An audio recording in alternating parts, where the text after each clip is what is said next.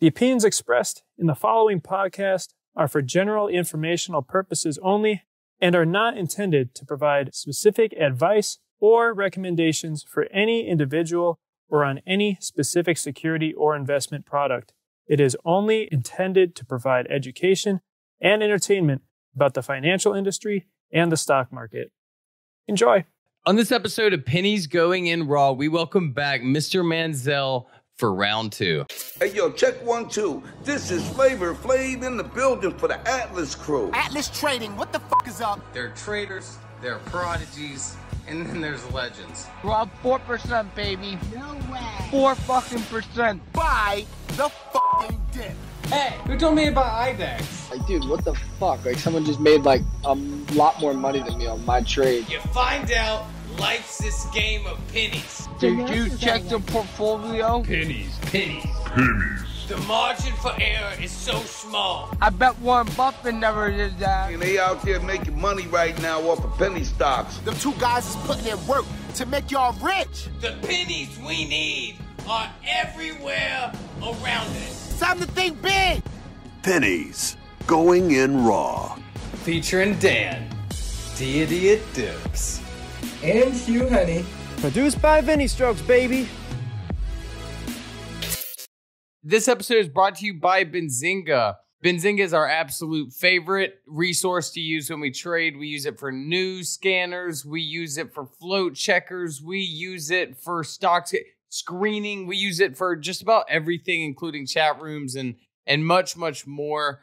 But that's not all they have. They have YouTube as well. Hot Stocks Luke every single day has great guests on, ranging from Ripster to Mia Khalifa to Gary to all the best guests you need to hear from every single day, all day long. So make sure to go check that out. That's youtube.com/Benzinga. And if you look in the replies to this tweet, you will see how to get a discount code for Benzinga Pro. Make sure to go sign up for Benzinga Pro right now. Welcome back to another episode of Pennies Going in Raw. Today is Sunday, June the 13th, and we have him back. It's Mr. Manziel. We thought it was a fluke the first time. The $20,000 or $20 to $35,000 in like 2 weeks. I honestly, there was that month span after that we didn't hear from you. I just assumed you blew it up and you lost it all. But apparently that's not the case because you've been on quite a hot streak recently. Yeah, we didn't want him back, but the people asked for it. So, and we're a podcast for the people. You guys got forced into it, basically. Yeah. But you've been on quite a hot streak recently. The market's gotten a little better, and you're definitely taking advantage of it. I guess, obviously we got the small chat. Thanks for coming on, obviously. Of course, man. But happy to be here. Oh, hell yeah. But I guess getting straight to it, where we left off last time, your account was hitting these all-time highs. I think it even hit like 60,000 from $30 or something absurd. Like the next week after we recorded, where did you go from there? Obviously, the market hit a little tough patch for us. Did you survive and thrive through there as well? Yeah, I think that it was just like an adjustment for me. Like, there were obviously like dips. I went all the way up to 100K after originally starting with the 17. And then I think I hit like 140 and I sized up on like kind of my very first play. I think I went in with like $40,000 and took my first like serious loss, which was like 28,000, something like that. And that was like a learning period where I just had to like kind of learn to resize and, just understand how to play the market when it's slow and learn how to trade different things. But yeah, it's been an awesome adjustment. And, now the market's getting better again and it's awesome. Everybody had a great week, I think, this week. So it's been good. Oh, yeah. Yeah. So I keep seeing my name tagged with yours as like good traders. But as you're tagged, it's usually you're dubbed as like the options guy. Right. That's mostly what you trade for everyone. Yeah. Yeah. My next question was going to be, do you even buy commons anymore? Yeah. I think I would say the ratio is I will play commons in after hours because I do enjoy like utilizing. You can't buy options in after hours. Yeah, that is the only reason. He's like, and on the weekends I trade crypto, and if that's ever down, I go to the casino. Yeah, bro. Bitcoin futures have contracts. Yeah, I would say the ratio though is still like 90% options, 10% commons. Like in my viewpoint, if you can learn how to read a chart and understand key levels on the stock, for me, I haven't been in a situation yet, really, unless like the IV is just absolutely crazy, where I would choose to play commons over the options.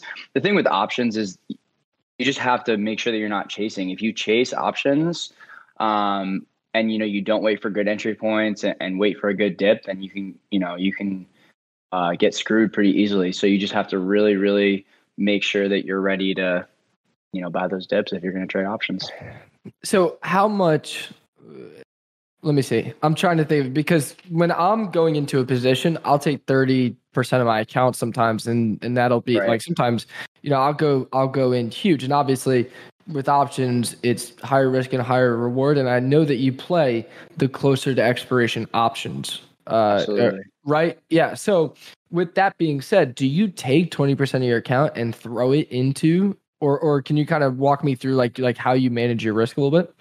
Yeah, absolutely. So I trade with $100,000, like flat starting every week. And then I pay myself everything over that right now, which is something I kind of learned from Zach when he originally went on with you guys. And he was like, yeah, I trade with 50K and, pay myself everything over that. So I've kind of utilized that system just on a, double the size. So my like starter is usually 5% of my account size. So on like a Monday, say I'll start with like a $5,000 position if the market's good, right? So like right now, my starter is about $5,000. If I want to go full size on a position, it'll be anywhere from 8 to 10% of my account.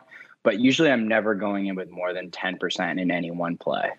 Okay. It's actually interesting that somehow you misheard what Zach said and developed a strategy out of it. Because if I recall correctly, maybe you are right. I think I was thinking that, yeah. Everything over $50,000 that he made is what he would withdraw.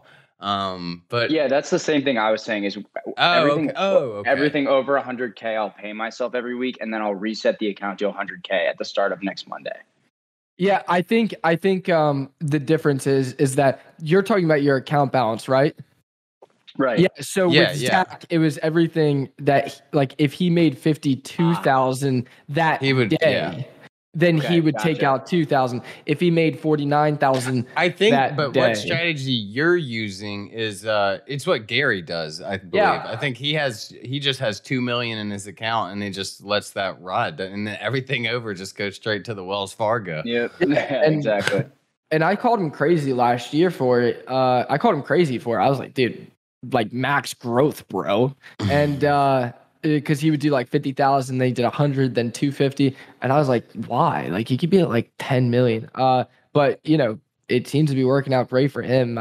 So that's awesome. If anything goes tits up, dude, you've got money in the bank and you can restart. Yeah, I keep like $1,000. Yeah.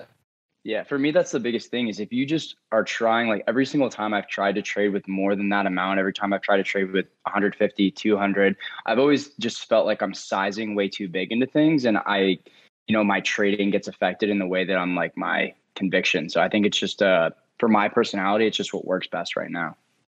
Yeah, that makes sense. Yeah, I guess my first question is, do you have multiple strategies or is it one strategy?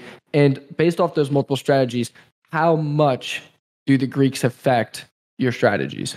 Yeah, so I'll definitely look at theta and I'll look at the IV, but truthfully, I'm primarily a day trader. So I'm primarily in these positions for an hour to 3 or 4 hours, like max. You know what I mean? So I'm in them for like a short term, like 1 day move type of deal, right? Usually on news or strong pre-market volume or theme. So with like if you're trading Tesla options, right? Like you'll get destroyed, just by holding them, right? Because the theta decay will just kill you, especially if you're swinging them. That's why I never really do that.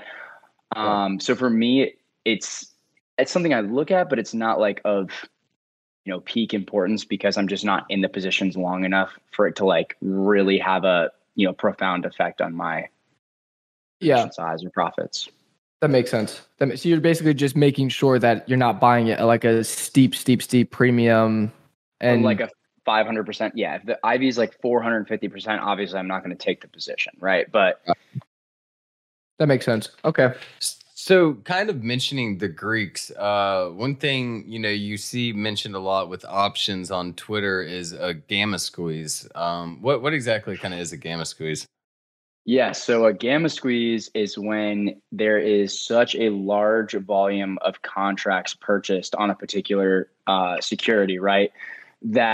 So when options contracts are purchased, market makers have to buy shares in order to cover the underlying, because the theoretical point of options is for you to be able to exercise that option to buy the shares at a cheaper price, right? Like that's the underlying meaning. People just trade them for the premium, but when it's like scalping on crack.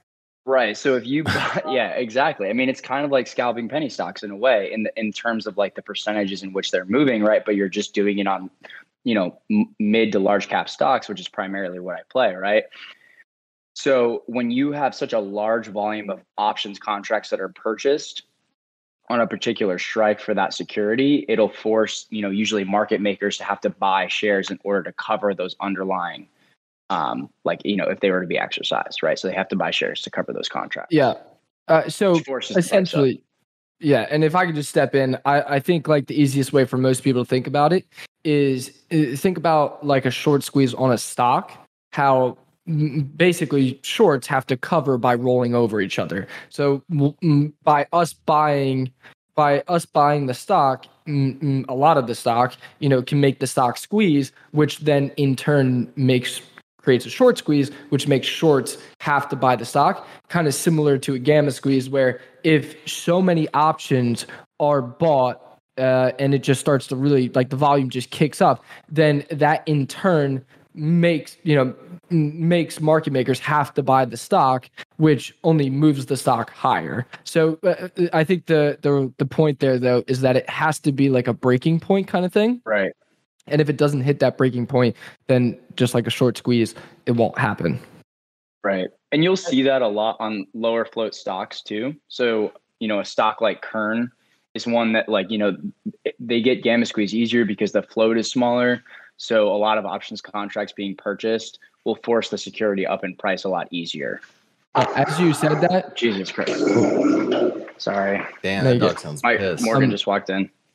Hi, Morgan. It's funny that you say that.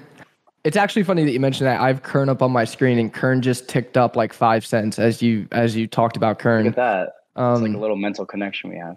Yeah, literally, it just moved like 1.5% as you talked about it. Basically, I think we're wondering how you find your stocks. Are you just looking at ones with high momentum or high volume?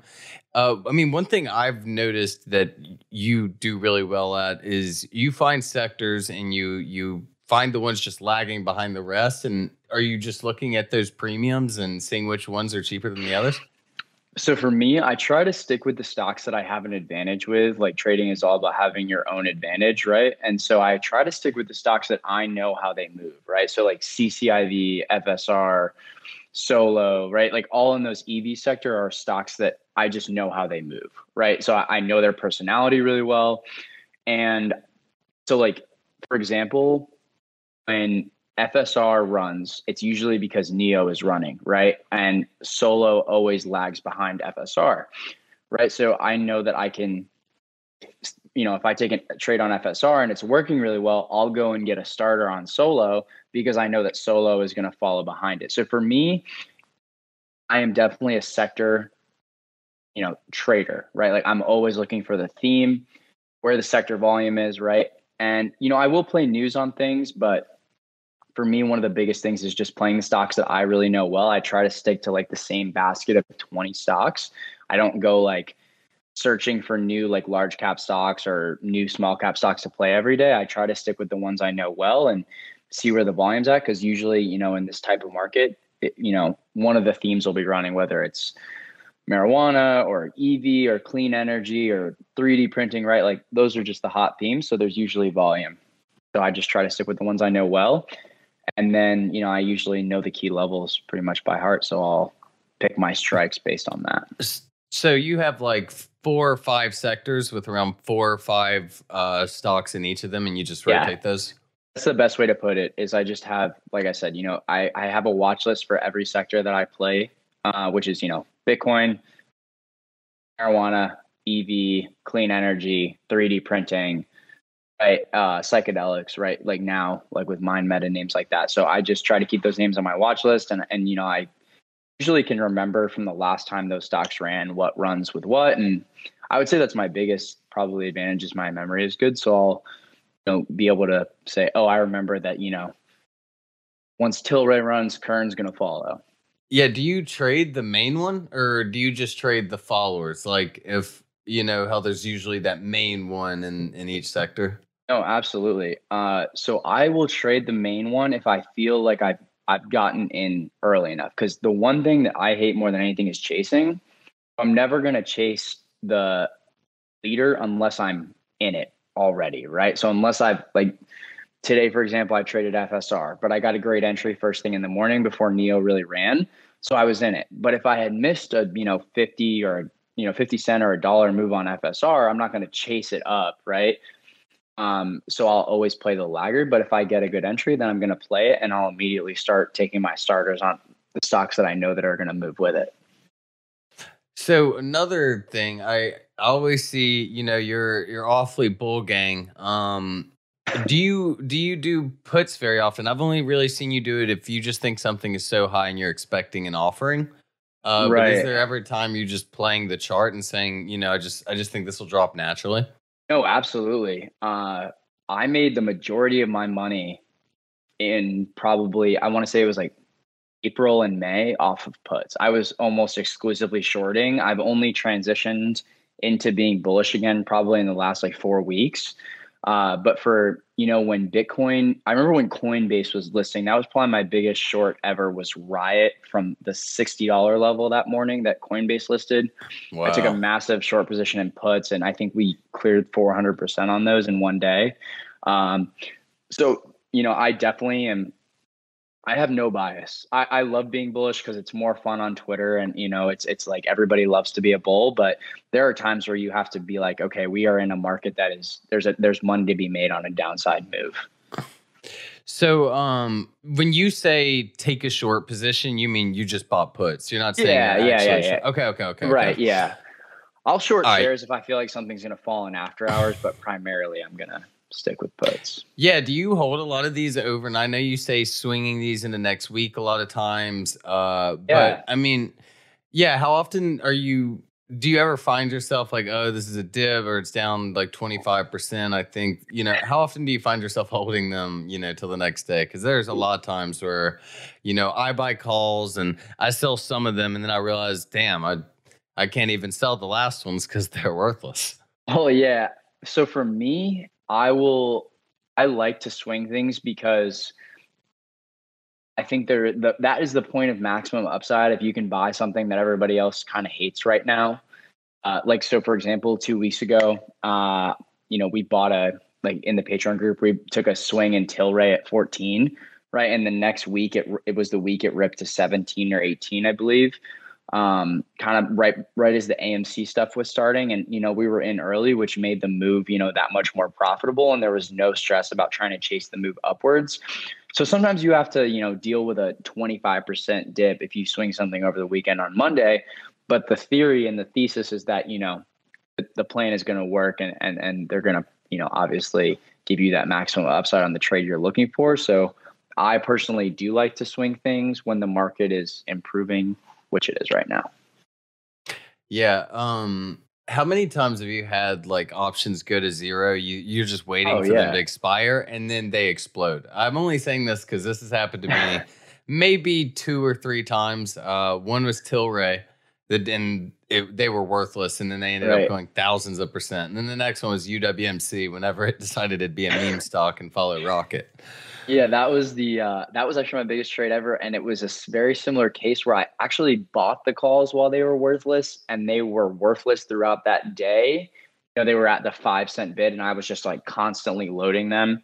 And it was like I remember myself, Shoei Trades, and Willie Meat Sauce were just like, we're gonna buy these because Rocket is just absolutely ripping, and we felt like we were like, okay, this is a heavily shorted, mortgage company. Like, there's no way they don't send it.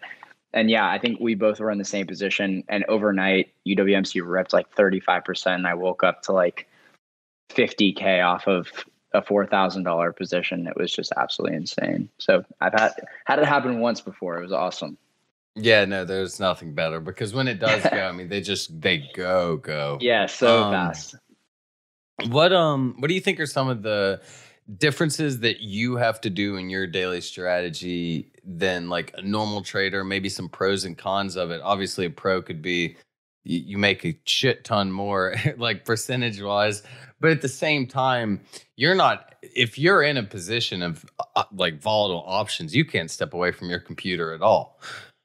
Yeah, so I mean, there's obviously going to be pros and cons to it, but for me, you just have to decide whether you love it or not.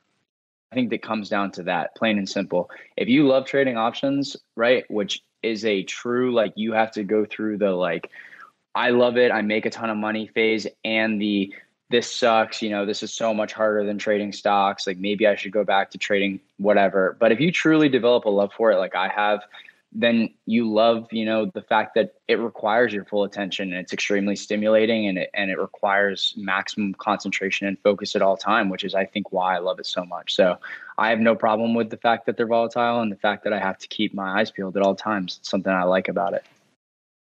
You hear like a lot, options trading is definitely not the safest way of trading by any means, probably the riskiest.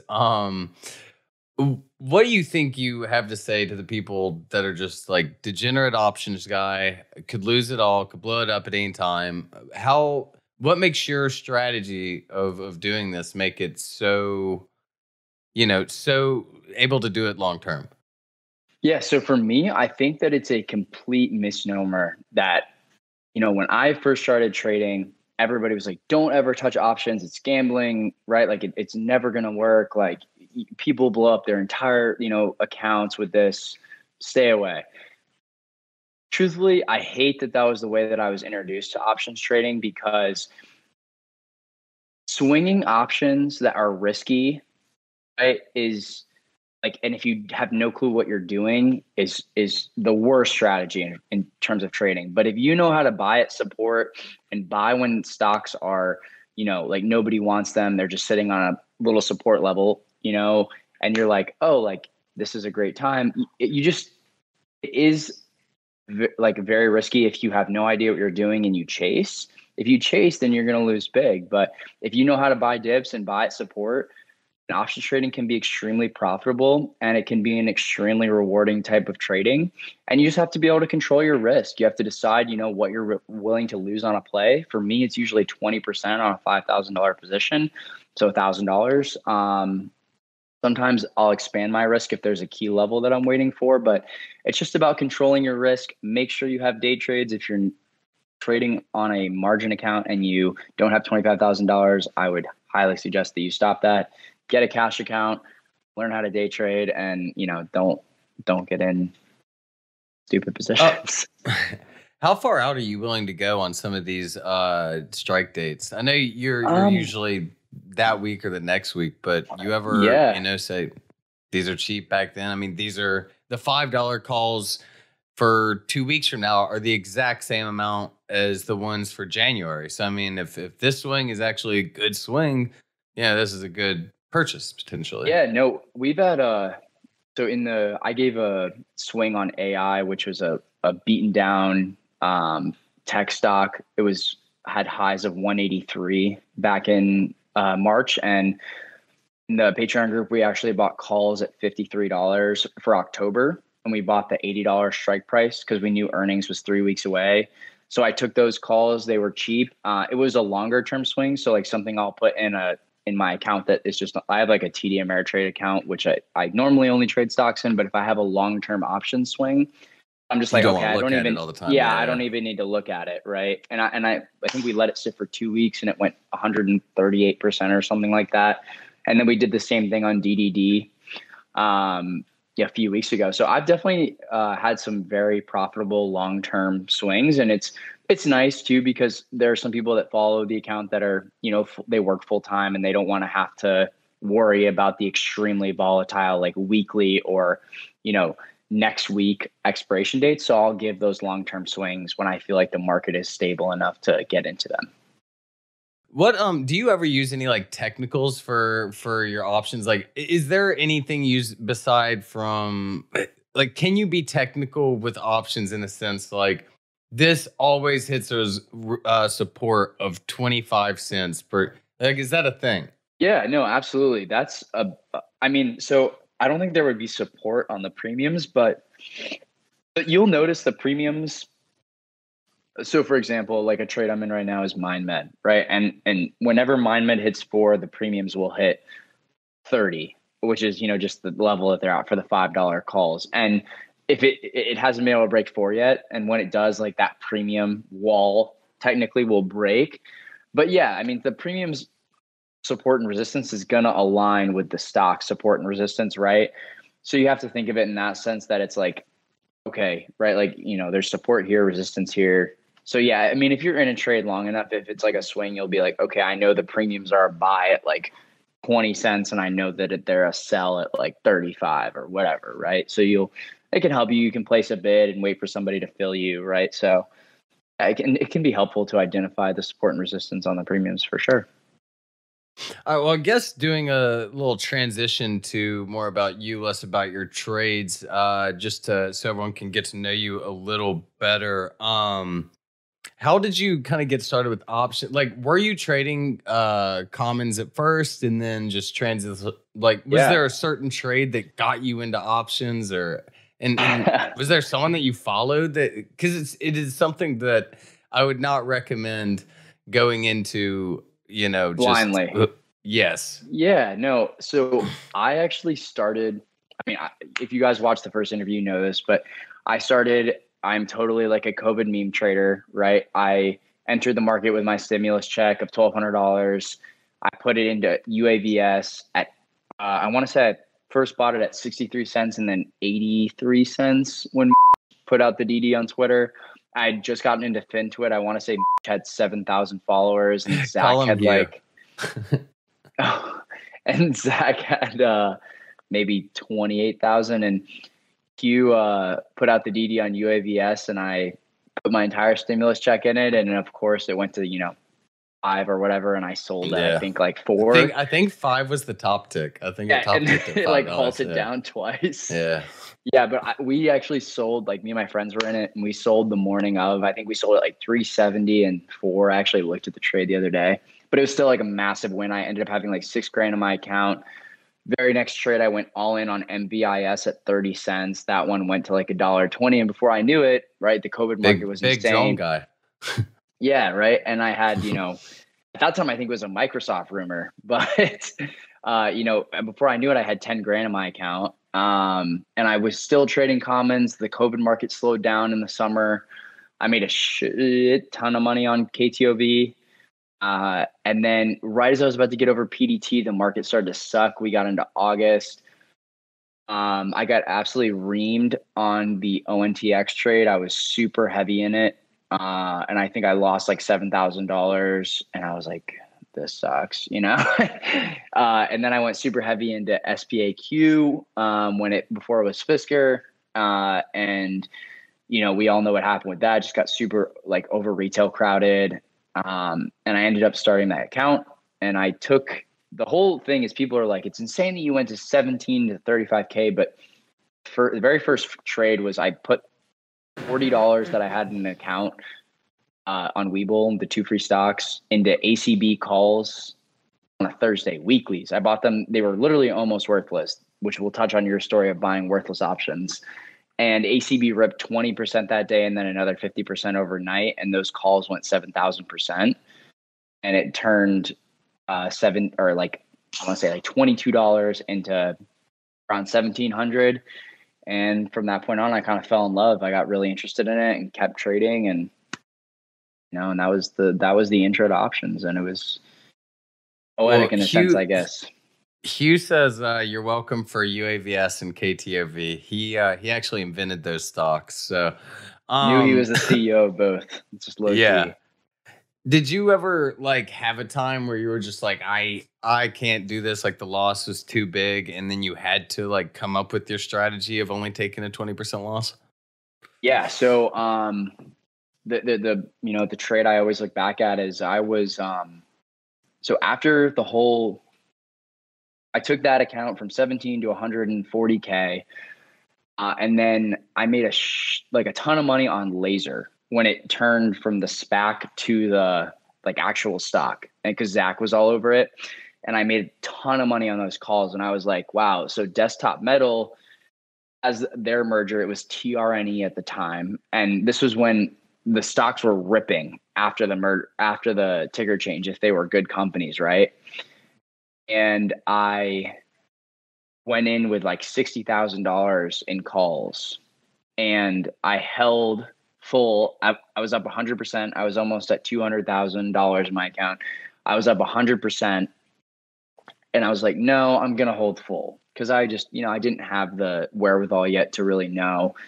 And I went into the next day and DM dropped like 16%, and the trade went negative on me.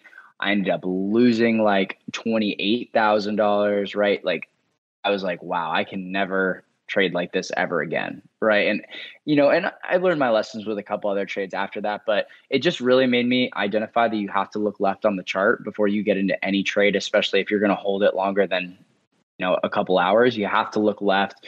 How much is this stock up in the last 5 days? How much is this stock up on the 1 hour, right? Like you have to look at those things, because if you chase options, you're going to get screwed, like, which I've mentioned, but you just have to be really aware of where you're buying.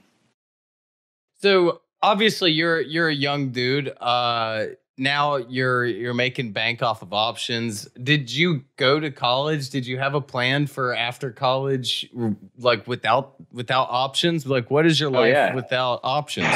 No, absolutely. I graduated 4-year degree. I had a plan actually to go in surgical device sales after college. I was going to do like the super like normal basic route, right? And and the pandemic happened, truthfully, and I was going to use that money that I made in pharma sales to go to law school.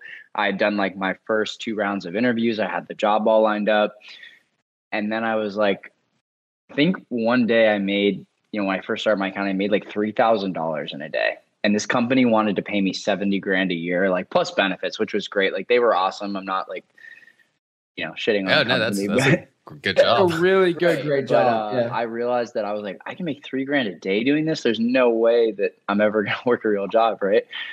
But when the pandemic ended was when I had to get really, really serious about it if I wanted to do it full time. And I just made a decision that this was what I was going to focus on. I gave up on like going out with my friends and going on trips and stuff like that in order to focus fully on trading and doing it full time. And it's definitely paid off. Yeah. Okay. Hell yeah. Was that a good response? I don't know. Like, yeah, don't know. you just goes, yeah, I'll fucking say. I mean, listen. That's a great job. Like the average American salary after college is about $45,000. Yeah, that's a lot better than the average job. Yeah. So like that's double. It is. And it's, like this week, I think I did like 60K, which is awesome. And it's like, that's what I was going to make in a year working for that company. So, and that's just off of 100K in an account, which is insane. Yeah, no. And, and I would say that my average week is probably like 30 to 50, this week was good. But yeah, no, I mean, I still enjoy trading with the same amount. If I bumped it up and tried to trade with 250 or 300 or I think this is interesting because this is the episode right after our position sizing episode, and now we're you don't have to edit your position size. Okay, Hugh, you got anything you want translated? Did you already talk about red days and handling red days? Oh yeah. What do you kind of do to handle your red days? And are there some that are just like so big you have to take a step back? Because I mean, enough poor options trades. You can really screw yourself. Thankfully, handle my red days. For me, you just have to cut bad trades. Don't stay in losers, right? But there are days like, yesterday was a really frustrating day for me. Like, it seemed like nothing I touched wanted to go. And this was after 3 days of, the hottest I had been. I think we took 500% on SoFi or something ridiculous like that the day before. And I had my third best day ever, did like 30 grand in a day. And then, the next day was extremely frustrating. I think I was down like 4 or 5 grand yesterday. And then today I had an awesome bounce back day. So I think it's just about cutting losing trades. Really don't hold them. Don't keep staring at it. First off, it's like a mental thing, is just not looking at bad trades and letting yourself stick around and stick in that mindset. You just got to get on to the next and, just make sure you have a stop loss. I think that's the biggest thing, right? Is like, you really got to make sure you have a stop loss, and you got to make sure that you're playing the theme correctly. Not chasing. Don't chase shit. Yeah. I guess my very last one is going to be you're making calls now. Do you feel like any responsibility if, some of these will drop? You just said you're very clear. 20% is your stop loss. How would you recommend the same to them? Obviously, we're a big Trade Your Plan podcast, but for anyone following your options trade, what would you think is the best besides just waiting for that dip entry? No, yeah, absolutely. For me, I will hold trades beyond 20% if I'm have extreme conviction about the trade, right? Or if I know that there's a catalyst coming, right? Like something like that, I will hold a trade like that if I know that there's a catalyst coming, right?